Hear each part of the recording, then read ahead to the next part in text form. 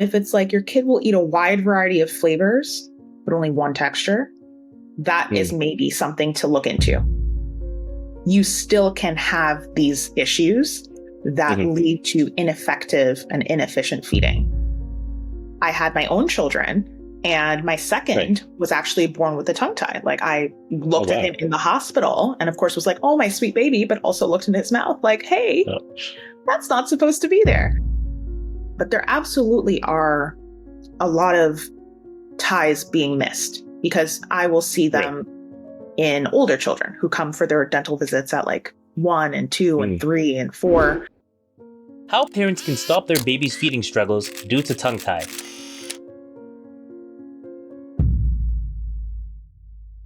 In this podcast episode, listeners will discover how a quick, non-invasive procedure can potentially dramatically improve their baby's feeding, speech, and overall well-being. If you're in the Connecticut area and want to schedule a consultation with Dr. Ashleigh Sebro at the Connecticut Tongue Tie Center, call 203-529-4231.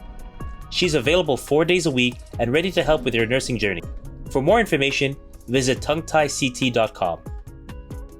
In today's episode, we'll be discussing with our guest, Dr. Ashleigh Sebro, her journey from childhood curiosity to becoming a pediatric dentist. We'll explore her deep understanding of tongue ties in infants and young children, emphasizing the importance of early detection and treatment. Dr. Sebro will shed light on the growing awareness and collaboration among professionals in this field and how it impacts comprehensive care for tongue ties. We'll also cover the symptoms to look out for in newborns, such as ineffective and inefficient feeding, as well as picky eating and speech difficulties in older children. The conversation will highlight the significance of therapy in conjunction with treatment and how Dr. Sebro uses a CO2 laser for precise and minimally invasive tongue tie releases. We'll discuss the immediate results parents can expect, including improvements in speech clarity, and how she selectively treats tongue ties based on specific symptoms. Lastly, we'll touch on the positive outcomes of tongue tie treatment and why it's important to trust your gut and seek another opinion if you feel something isn't right. My name is Dwayne, founder of ProAnywhere.com, author of the book, The Tech Entrepreneur's Pocket Guide, available at ProAnywhere.com/book. I've been featured on the cover of the Top 100 Innovators and Entrepreneurs magazine. At ProAnywhere, we will make you a pro no matter where you're located in the world through online training. We cover coding and AI, computer graphics and animation, and video and audio music production. We also provide social media marketing services through our ad agency. If you're interested in one-on-one consulting and want to work with me personally, visit proanywhere.com/private. My name is Dwayne, host of the ProAnywhere Chronicles podcast. Today's guest is Dr. Ashleigh Sebro. Dr. Sebro is a board-certified pediatric dentist. She received her Bachelor of Science from McGill University and graduated cum laude with her DDS from SUNY Buffalo. Dr. Sebro has been recognized as a top 40 under 40 nationally. She was nominated for her commitment to dentistry and her dedication to charity and philanthropy, as well as being voted a top dentist 3 years in a row by her peers in Connecticut. When not at the office, she enjoys spending time with her husband and 2 children. Dr. Sebro, welcome to the podcast. Thank you. So, my understanding is that you love dentistry from a very young age. Yeah. So, could you explain how you get into that? Yes. So I wanted to be a dentist since I was 5. I had a really good dental visit that age. My family went and I had no cavities, but I was always a very curious kid. So I remember when my mom was in the chair asking Dr. Jones, what's this? What's that? What's that? And he was really cool. He was telling me what things were. He was handing stuff to me. You know, my mom's giving me the death glare, like, don't break anything in this office. But, you know, I thought it was all really cool. And then at the end of the appointment, I was in the treasure chest getting a prize. And I looked at him and I was like, do you get to get a prize anytime you want? And he goes, anytime I want. And that was that. I was like, oh, this is the job for me. I get to touch all this stuff my mom says I can't touch. I get to get prizes every day. I love it. So that's what made me decide to be a dentist. And then, you know, getting older and seeing what dentistry is about, being able to help people, being able to be a medical professional, being able to have a good work-life balance, be my own boss, really solidified me pursuing dentistry as a career. And then in dental school, you know, having exposure to the different specialties. I've always liked working with kids, even as a teenager. I was a camp counselor and I was with the Girl Scouts and all that stuff. So pediatric dentistry really called to me, and I love it. I love it. Right. But did you know that you wanted to be a pediatric dentist from the beginning? Was it because of the Trish test that you So want to recreate that same feeling with no, with light up? I thought I would be like just a family dentist, Right. because that's what I had grown up going to. But Hmm. doing my rotations through the pediatric dental clinic, I was like, these are my people. I love working with children. I really find it very rewarding also when I have a kid who's scared and I'm able to convert Right. them into a patient who's not scared. So like maybe day one, they're kind of by the door, like, I don't want to do this. And then, a Oh. couple of visits later, they're coming in, high five, how's it going? They climb in the chair, they're happy. And I actually do get to look at the prizes anytime I want. So that worked out for 5-year-old That's me. that is the real goal that you I understand. That's amazing. Okay. So what is your practice doing right now? So I have a dental practice, and then Okay. when I was in residency, part of pediatric dentistry is an extra 2 years after dental school. So Hmm. we learn about growth and development. We learn about, different things that can happen to children or that are happening in children's mouths that don't necessarily happen in adults' mouths. And one of those things that we touched on was tongue and lip ties in infants and young children. That can affect nursing. It can affect speech. It can affect solid feeding when they're older. So I got a little bit of exposure from that in my residency training, which was very interesting. And then, graduated, worked. And then once my dental practice was more established, really circled back to getting deeper into that field because it is something where there can be a lot of question marks and there's not necessarily a ton of really good information out there. And I knew I Hmm. wanted to be able to help families and help parents navigate that and provide the best treatment I could. And then I had my own children, and my Right. second was actually born with a tongue tie. Like I Oh looked at wow. him in the hospital and, of course, was like, oh, my sweet baby, but also looked in his mouth like, hey, Oh, that's not supposed to be there. So, lucky for me, I could treat it myself, but it does give me a little firsthand experience in what a difference it can make with comfort of feeding as a mother wow. when you have a baby with a tongue tie versus a baby without. Because my first didn't have one, and there was a Right. marked difference in how feeding went, especially in those first few weeks with my oldest and my youngest before I Right. fixed his tongue tie. Right. And you mentioned that you were exposed to this during your residency. Were you aware of what tongue tie and the symptoms were before that? Is this like a No, common thing? No. no, you Okay. know what? I think it's something that occurs commonly. There definitely has been a lot of strides gained in the past, I would say 10 to 15 years of Okay. awareness about this and really good interdisciplinary collaboration between Hmm. dentists and lactation consultants and feeding therapists and speech therapists and Hmm. pediatricians and ENTs, all kind of saying, hey, we're all seeing these kind of symptoms and kind of very slowly circling together to find, to create like diagnostic criteria and to figure out how to properly support these patients, both pre and post release. So it's not something I was really exposed to in dental school, but I also Right. went to dental school 11 years ago. So it's entirely Right. possible that now um, dental students are getting more exposure to that in their undergrad training. Right. So yeah, you're a professional and you weren't aware of it, but now, like you said, there's probably more awareness. So it's probably professional and interdisciplinary information's being passed along for that. But what about for the normal new parents? And are they aware of this, or is this something that comes across their mind, or and like because I'm I pretty think, sure they have the same symptoms that right. you're saying, right? Yeah, I think for new parents today, it can kind of go both ways. You either have someone who is experiencing feeding difficulty and, they're in the hospital and maybe a lactation consultant comes by and is like, hey, it actually shouldn't be this difficult or this uncomfortable. And they refer them to a practitioner like myself, or they refer them to their pediatrician Right. for further follow up. But there absolutely are a lot of ties being missed, because I will see them in older children who come for their dental visits at like 1 and 2 and 3 and 4. And I'll see it's very obvious clinically. And I'll ask the parent, hey, when they were babies, did you have this symptom? Did you have that symptom? And sometimes you just see a light bulb go off. And the parent is like, oh my God, how did this get missed? And it's not to say that, they didn't have a good doctor or a good lactation consultant. It's just that awareness is still, the momentum is still building on the awareness. So I think nowadays people are more likely to catch it early because there is a big movement on supporting breastfeeding and supporting, mothers who want to do that for an extended period of time and creating a framework that sets them up for success in that, in that pursuit. That might not have been as robust even 5 years ago. Right. And with that being said, like you said, you had some patients that are possibly, 1 or 2, and it's somehow got slipped through the cracks, right?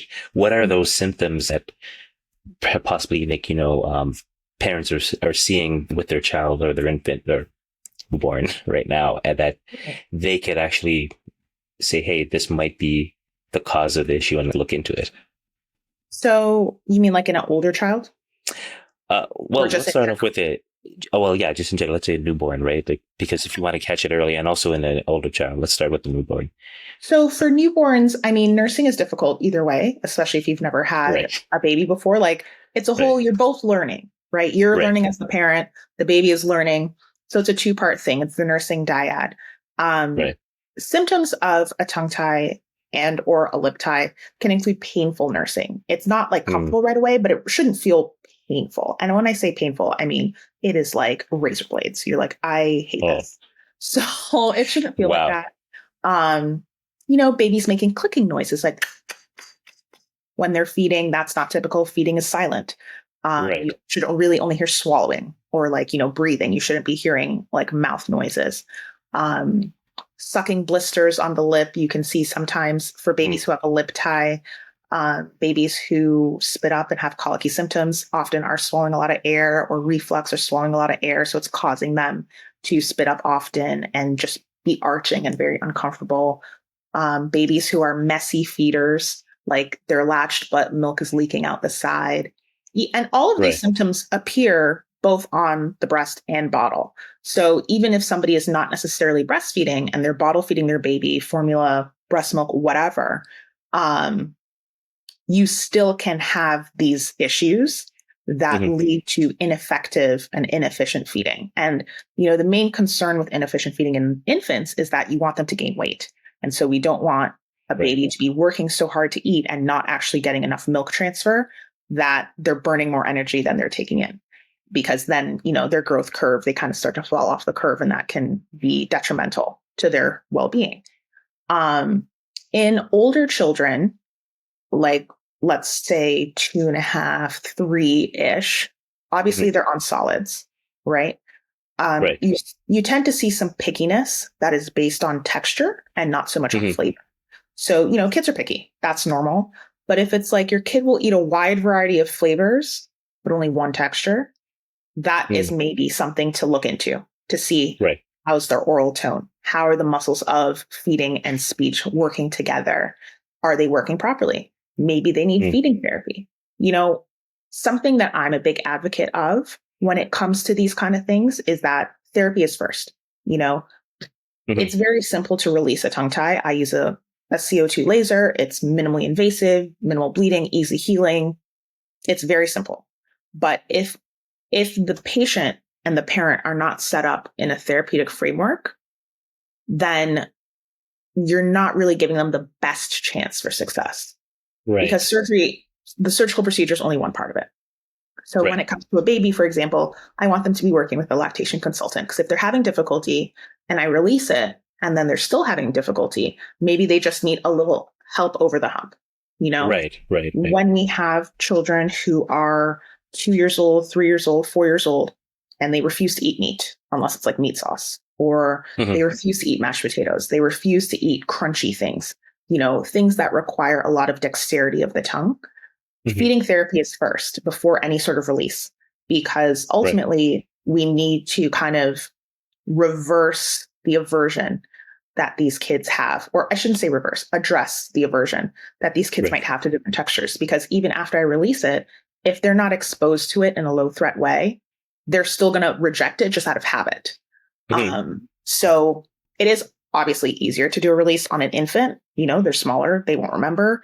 It's quick and easy, and you're really only teaching them how to suckle versus handle a bunch of different textures.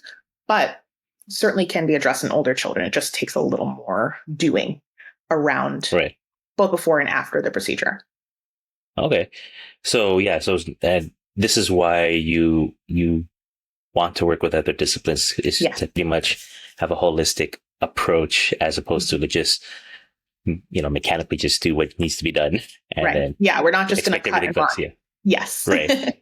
Well, speaking of that, right. So from my understanding, why particularly did you choose the method you're saying, a laser? In my understanding, there is other options, right? Yeah. I mean, there are certainly practitioners who will do a frenectomy with scissors, or like a scalpel or a diode laser. And each tool has its pros and cons, right? I personally like using the CO2 laser for a couple of reasons. One, it leaves me a clear field of vision. So if you picture scissors, right? If I were to cut you, you're going to start bleeding, obviously. Right. Yes. Right. So I've done that as a child. Right. And it's a baby. So their tongue is like this long, and you go snip, and now it's blood and saliva because it's the mouth. Yeah. And you can't see if you got it all because the field is obscured, and no sensible person is going to just blindly go like this in a baby's mouth. That's crazy.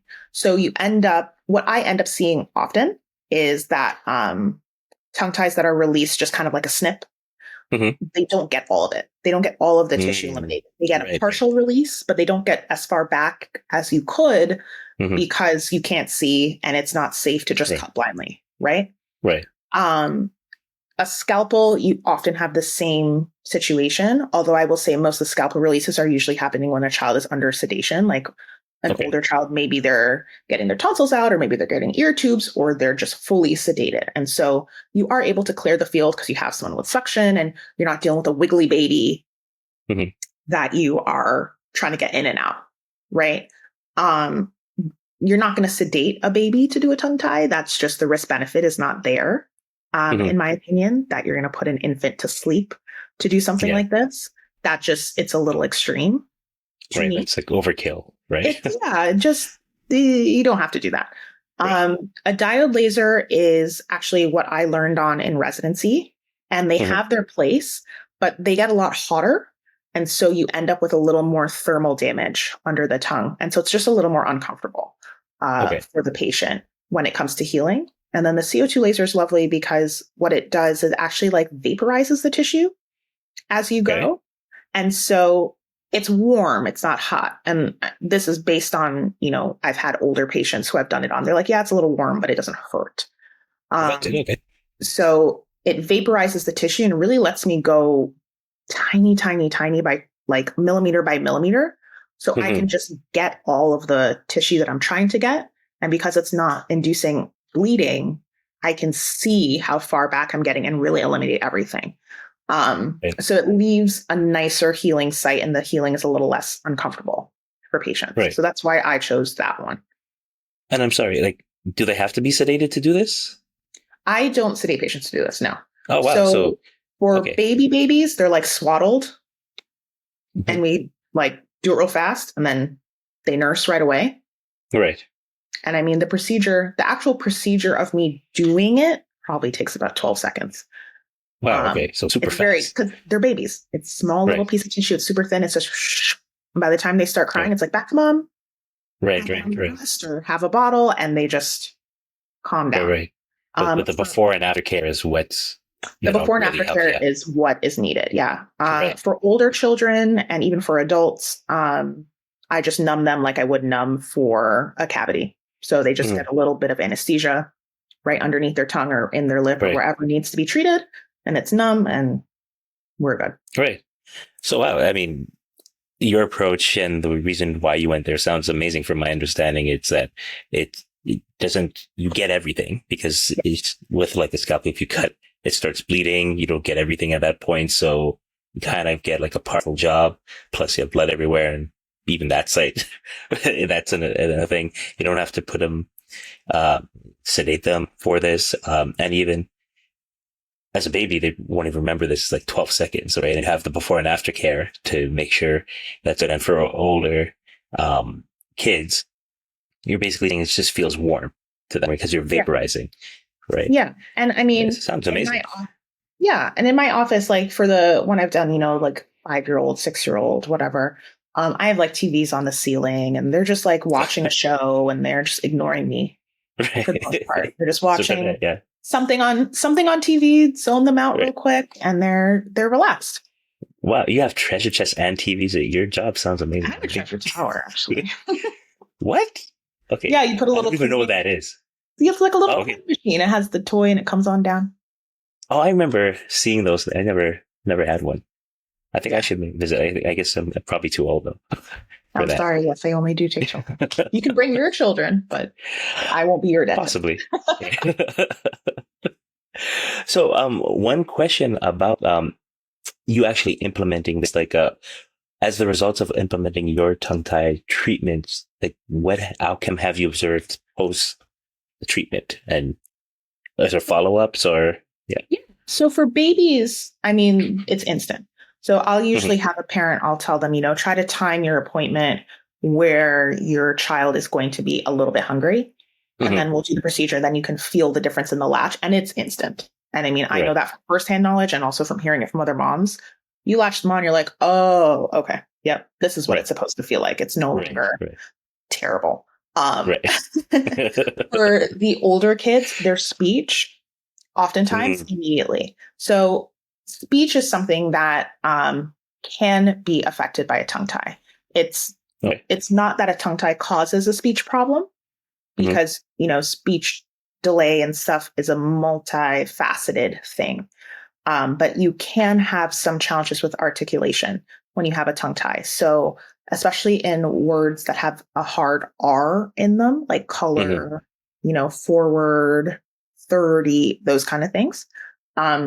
So I remember one, she was 5 and she was in speech therapy for years, and she came and I released her tongue tie and I said, okay, say, Mommy, I'm tired. She goes, Mommy, I'm tired. And Mom was like, oh my God, because her R before sounded like yud. So she'd be like, I'm tired.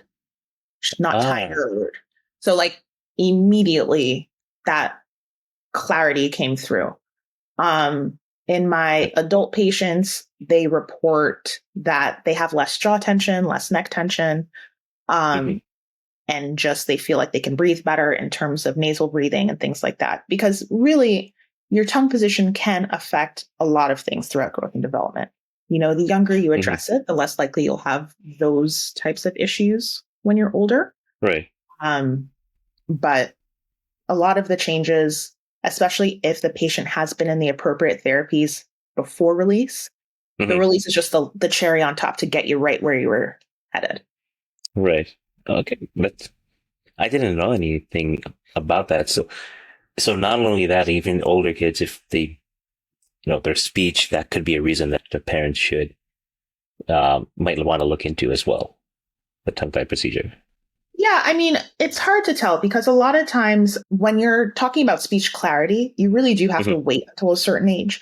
We don't expect young children to have clear speech. So it's kind of unreasonable to say, oh, you're 3 and your words are muddled. You have a tongue. Like, that's not realistic, right? You're looking at, early grade school where, the pronunciation of words, even in spite of speech therapy, is still muddled on certain sounds.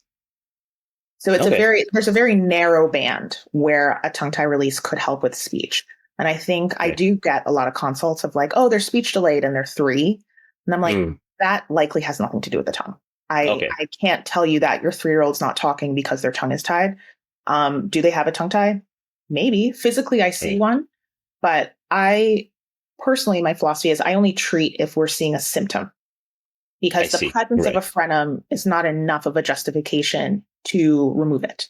right? Everybody Right. has frenums. Frenums are part of your body. They're supposed Right. to be there. It's just if the frenum is too tight for adequate function, Right. that's when we release. And So so sorry, Dr. Sebro. So what exactly is a frenum?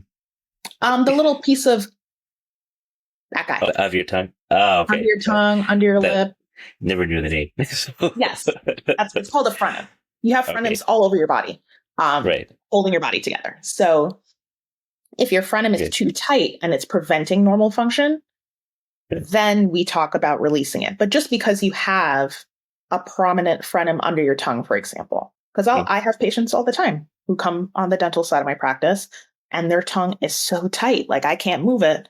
They eat, they sleep, they breathe, they speak, totally fine. Leave it alone. We don't need to Right. do anything there because then I'm just like doing cosmetic surgery on a tongue, which makes no sense. Right. Right. So Okay. really, you do have to have multiple symptoms before I will consider treating it. Okay. I see. So pretty much if speech is your main motivation, that's the priority. You wouldn't think first. It's tongue tie, right? No, It's first, right. Okay. first you would do speech therapy and go from there. Okay. So I do have another question because I know you start off you practice as dentistry, then you've added tongue tie, especially since you learned this in residency and kind of specialize in that, and your approach seems a lot less invasive, a lot quicker, right? So my question is, how have your practice changed since achieving these outcomes for your patients? Is there any specific things like for example, do many other practices, do they offer this, right? And if they do they offer this? Like, can they just get it anywhere, or because you know how to do that and you specialize this is helpful because now there is a solution? Right. Yeah. I mean, there are a few local practices who also provide the service. In my area specifically, I would not say it's super widespread. Right. Often people are still kind of getting the snip at the pediatrician. I see. Yeah. But I am making inroads with pediatrician offices to be like, hey, I've got a better way that will help your patients and will, let them have better healing and a better outcome. But a lot of stuff around here is really just word of mouth, so I've got some very good working relationships with some local lactation consultants, who, when they see a baby with a tie, will give them my number and refer them over. And it's personally, I found it really rewarding. Of course, I love dentistry. I love converting that scared kid into a good patient. I love being able to, guide a child through maybe a difficult appointment. And they're like, oh, no, this was great. Nothing ever happened. And, the parent and I are like, okay, bud, we treated 4 teeth, but I'm glad you had fun. This is rewarding in a different way because, I really get to see new moms, and it's like the most stressful time in your life as a mom is right when that baby comes home and you're like, who let this happen? You just got this baby and you're like, no one's I'm just here figuring it out. And, breastfeeding and nursing can be such an emotional experience, both positive and negative. There's a lot of emotion tied up in that. And so to be able to be part of helping somebody get to the positive side of those emotions has been personally very rewarding to me. And it's been great. And getting feedback and getting reviews and having them come back when the kids are older and they'll stay and they'll become dental patients. And they're like, yeah, that it made a huge change in our lives and made our lives easier. That's the kind of thing that I really appreciate and do it for. But yeah, I mean, you can get this procedure done multiple places. I would like to think that I do a great job based on the feedback that I get from parents and the feedback that I get from lactation consultants and my functional therapists when they see, my patients, when I send them back for their post-release therapy and follow-up. But I just love what I do. So if I'm able to help some people, then that's a good day. That's good. And I mean, if there's anyone watching this who's on the fence about like booking a consultation for tongue tie treatment, what would you say to them? I would say you should go somewhere where you feel like the person is going to listen to you. Hmm. You should go somewhere where they feel very strongly about therapeutic intervention and support, you know, Right. and just book a consult and see. Because Right. if you go and they say, actually, no, at least it's off your list because you've got a list wondering in your head, what's going on? Is there a problem? Can I fix it? It's listen to your gut. You have parental intuition. You're like, something's not right here. Even if you feel like you've asked your mom friends, you've asked your parents, you've asked your doctor, and you're still like, something's not right. It's Hmm. worth going for a consult. And if you find Right. someone who is conservative with treatment, does, work with allied professionals, then you're probably going to get at least some answers. Right. And in that vein, like, where do you think like your patients would be right now if they didn't take action and like seek your tongue tie treatment? Well, with the babies, they'd probably be bottle feeding, which is not a problem, Right. but it's just not what the parent wanted. Right. Right. Right. And would they be bottle feeding successfully? They'd probably be spitting up a lot, leaky, Hmm. clicking, maybe have some reflux. But ultimately, being able to support their nursing journey, which is what the mom and the parents wanted, Hmm. that's the best result I could ask for. Okay. That's good. So basically, from my understanding, if a child or your child is having troubles breastfeeding, it's good to get a consult to see if that tongue tie might be an issue. You recommend your procedure because it's not invasive. It's pretty quick, Okay. right? And yeah, and it could solve a lot of problems Yeah, in the future. it's very low risk, high reward, Right. and like I said, because the research and because the field is rapidly evolving, not all pediatricians are familiar, not all even Right. lactation consultants are familiar, although I would say they are more familiar in general Right. with tongue tie and related issues with nursing. Um, I've gotten a lot of people coming in for a second opinion, third opinion when they're like, their pediatrician said, "Oh, just feed with a bottle." And again, Mm. bottle feeding is fine. There's nothing wrong with bottle feeding. But if you're a mom who wants to nurse and the latch is not working, you absolutely have options to Right. figure out how you can make that work for you and your baby. Okay. Great. So, how could people in your local area get a consultation with you in your practice? So I'm located in Connecticut, and Yeah. my website is tonguetiect.com. It's the Connecticut Tongue Tie Center. My phone number is 203-529-4231. You can call and we can set up a consultation. I'm here 4 days a week, and we do consultations any day. And I would be happy to take a look and see if I would be able to help you on your nursing journey. That sounds great. Well, thank you very much, Dr. Ashleigh Sebro. I don't know if there's anything else you would like to say or add. No? No, I think we covered it. It's really, Great. I just want people to trust their gut. Right. It's easy to get a lot of you're fine, you're fine, you're fine. But if you really, really, really feel like you're not fine, get another opinion. That's great. I learned a lot. I did not know any of this stuff. So I know who to call next time if There you go. if I have to trust my gut. So thank you again, and It's my wish you pleasure. good. Thanks. Wish you a good day. You too. Bye. Bye. Do you want to be able to understand coding in the next 30 days that only takes as little as 30 minutes of practice a day? That is simple enough for anyone to learn. So you'll be 30 to 40 times more effective in communicating with your development team, and without you having to do an intensive boot camp or go back to school to get a degree to become a developer yourself. Our program provides immersive training in effective communication strategies, code literacy, and project management essentials, enabling you to seamlessly bridge the gap between your vision and your development team's execution. You can check out the details at proanywhere.com/coding.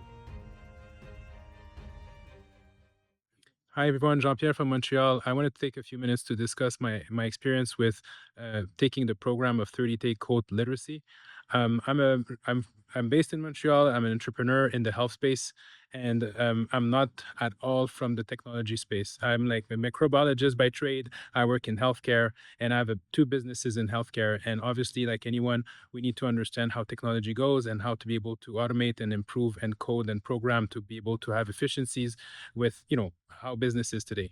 And the reason why I took this class with ProAnywhere, the 30-day code literacy, is because I didn't understand any of that. And honestly speaking, I was very scared about it because when I was trying to talk to the team or make a program so that I could get funding, so that I could be able to program something, it was very hard for me to convey the message of what I wanted to have happen with my team, because coding is actually a language. That's why I guess they call it literacy, because I was not literate in that term, and having the chance now to understand what to tell to my team, how to convey the message, tell them the goal, and understand also what they're doing and be able to follow what they're doing makes it not only more exciting for me to build my business, but also seeing the result that I get from it is incredible, because then now I understand what's happening. And if I feel like there's something going off or in the wrong direction, I'm much faster to be able to see that and be able to reorganize the direction of where things I want to go with my team. So we've been a lot more productive, which is great. And I do see the difference with the software that's coming out. They resemble way more what I was originally intent. So I save a lot of money, save a lot of time, get a lot of results coming out. So I'm very happy about it. And I look forward to the next classes for sure. But for now, I feel like, I went from being reluctant almost or scared because we don't know what we don't know to now realizing that, hey, there's something that I could learn. I have a lot of, capacity to learn and a lot more interest to learn, because everything that I do to automate or build something around coding that I could code with my team, that makes things a lot more efficient, more competitive. I can help more people. And, the cross section of me being in healthcare and also at the same time doing business, then I can help people have access to healthcare at a better price point than, maybe a competitor. But not only that, I'm able to help them better or give them more service, because I was able to translate the cost into an opportunity to serve better, bring more value. So I'm very grateful for that class. I really strongly recommend it. And I hope that, my story will inspire you to do the same. If you're a business owner, no joke, take the class. Have a good day. Bye. Many will come across our offer, feel a spark of possibility, but ultimately, they'll let that spark fade. That's most people. I urge you not to follow in those footsteps. Allow me to share a story that highlights the transformative power of action. Once I found myself at a crossroad in my career. I was part of a tech startup that was floundering, with a project so riddled with miscommunication and delays that it seemed doomed to fail. The vision was there, but the bridge between our non-technical leadership and development team was non-existent.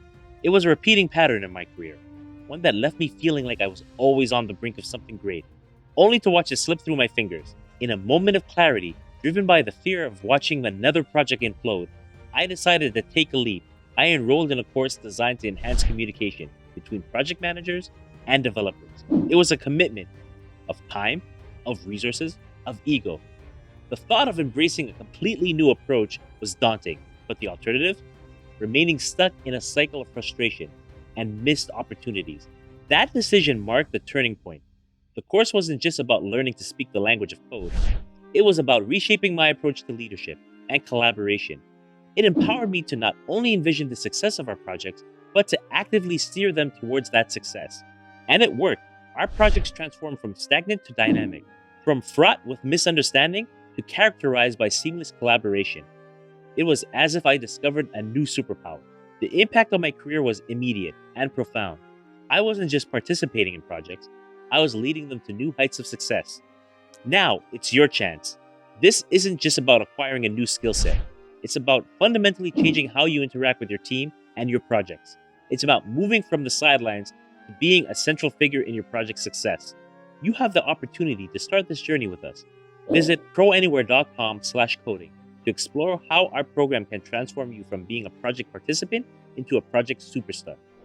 Don't let hesitation hold you back. Take that step, embrace the change, and discover what you're truly capable of. Even if our program isn't the right fit for you, I encourage you to take some action in some way, shape, or form. Your future success depends on the actions you take today. All you have to do is begin. You can check out the details at ProAnywhere.com/coding.